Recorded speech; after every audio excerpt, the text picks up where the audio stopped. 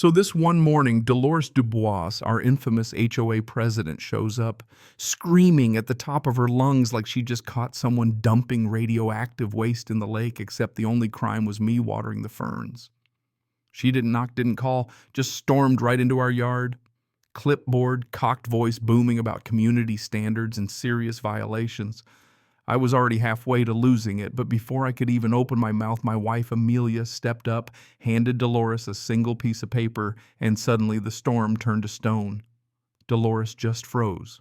1 minute a hurricane, next minute a statue on our front steps. You ever see somebody get so thoroughly shut down, you want to both laugh and hide under the couch at the same time? That was my morning. Got a wild HOA story of your own? Leave it in the comments because trust me, you're not alone in this circus. My name's Daniel Carter. I'm 35, work as a freelance architect from home, never been good with confrontation, never wanted to be. My wife Amelia is a building inspector for the county, and she's got this uncanny way of reading people and buildings both. She can spot a code violation at 50 yards, and if you try to lie to her about zoning, you'd better have your will updated. We'd finally scraped together enough to buy our dream place, a modern glass and steel cabin right on the lake. We thought we'd found heaven until we met the self-appointed queen of the HOA. Let me back up a sec. When we moved in, Dolores was already making the rounds, checking out every moving box like she expected to find a live alligator or something. She's 55, used to be in real estate, got divorced, and from what the neighbors say, ever since she lost her own dream home, she decided everyone else's dream was hers to police. I heard most of this from our neighbor, Leo Rodriguez. Leo's 60 retired engineer gossip king of the lake, knows every feud, every fence dispute, every secret, and loves to share. Within an hour of moving in, I learned Dolores once sued an 80-year-old man over a 6-inch garden angel statue. Said it didn't fit religious diversity guidelines. The poor guy spent $3,000 defending that statue. Then she fined a family $500 for letting their kids draw with sidewalk chalk on their own driveway, called it unsightly. Honestly, I started to wonder if we'd moved into the set of a reality show. The first official letter from Dolores arrived the next week. No welcome to the neighborhood. Just a typed notice listing our serious violations. Modern design incompatible with community harmony. Dock angled the wrong way. Outdoor lights too bright. Even the patio chairs apparently aggressively contemporary. I felt like I'd fallen into an architectural episode of Survivor, except the only challenge was don't snap on Dolores. I was ready to fire off a scathing email. Amelia stopped me cold. She's got this calm, razor-sharp way of thinking 3 moves ahead, and she said, "Let her talk." She doesn't want a conversation, she wants control. Let's see what her next move is. And sure enough, the letters kept coming, each one more nitpicky, each envelope heavier, like she was building a case file against us for the HOA Supreme Court. Our deck was half an inch too long, our furniture too urban. By week 3, I was flinching every time I heard the mailbox rattle, convinced she'd start citing us for our doormat next. I didn't know it yet, but Dolores was laying down a paper trail she was building up to something bigger. Then she hit us with the nuclear option, a formal notice saying we had 7 days to correct all violations, or she'd personally inspect our property and take enforcement action. The wording was so official it made my teeth hurt. That's when Amelia's gears started turning. She spent nights reading state law, making phone calls, pulling out binders like she was prepping for a trial. She wouldn't tell me much, just research Daniel. Know your enemy. Meanwhile, Leo kept feeding me stories Dolores had forced one family to rip up a vegetable garden because tomatoes were agriculturally inappropriate. Another neighbor, Mrs. Chen, had to take down wind chimes because they created excessive noise pollution. This wasn't just about us.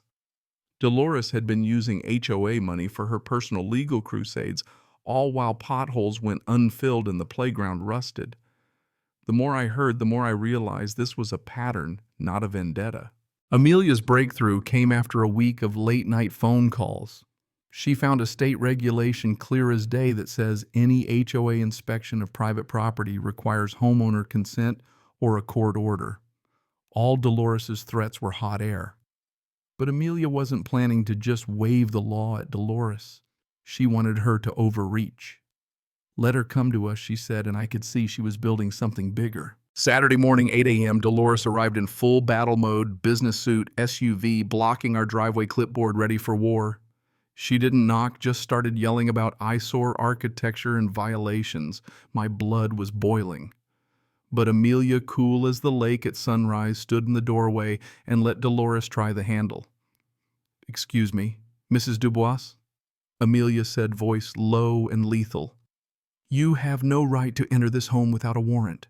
She held out a legal document with a red state seal. Dolores tried to play tough, but her hands shook as she read it. "I'll need to review this with counsel," she mumbled, stumbling back to her SUV. "That should have been the end of it, right?" "Nope."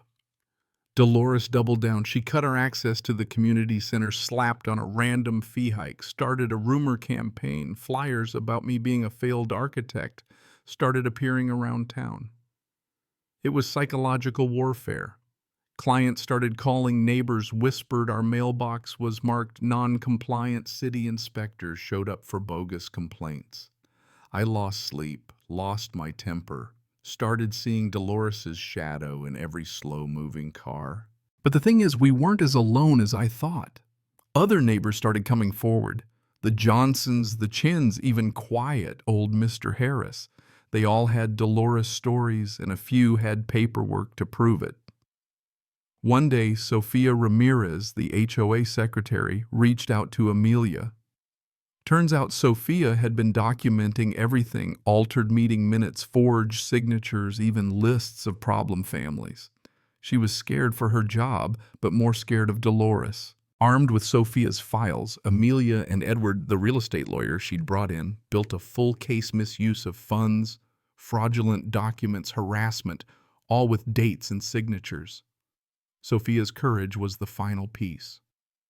Amelia called an emergency HOA meeting, and the whole neighborhood showed up, half out of curiosity, half hoping for blood. Dolores tried to go on the attack, reading out a petition to evict us for destroying property values.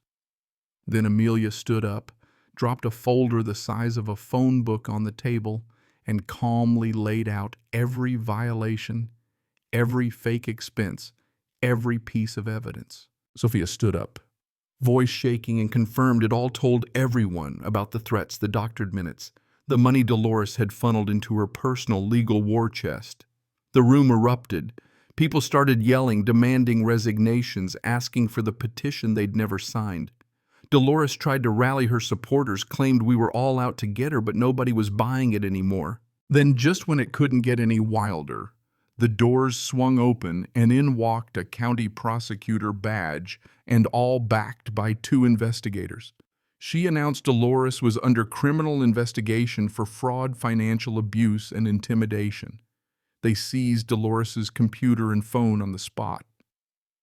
I could see the moment she realized it was over, a queen deposed, clipboard useless, the whole neighborhood staring as her power evaporated in real time. Weeks later, I was back on my deck, coffee in hand, watching the lake shimmer. No more angry letters, no more fake notices. The interim HOA board apologized, even said our cabin added architectural character to the neighborhood. Amelia told me she'd seen the pattern the day we got that first violation, just needed time and proof to let Dolores hang herself with her own rope. Funny, isn't it? One piece of paper, some quiet persistence, and a lot of patience brought down a bully who thought she was untouchable. Now our cabin stands exactly as we built it, and nobody dares complain about window frames or deck railings. Some battles you don't ask for, but once they find you, you've got to see them through, not just for you, but for everyone else caught in the crossfire. So what would you have done? Kept your head down or fought back? Drop your take below. Does standing up always work, or do you risk losing everything in the fight? And if you enjoyed the drama, don't forget to hit subscribe, like, or just let me know your own wild HOA story. See you next time.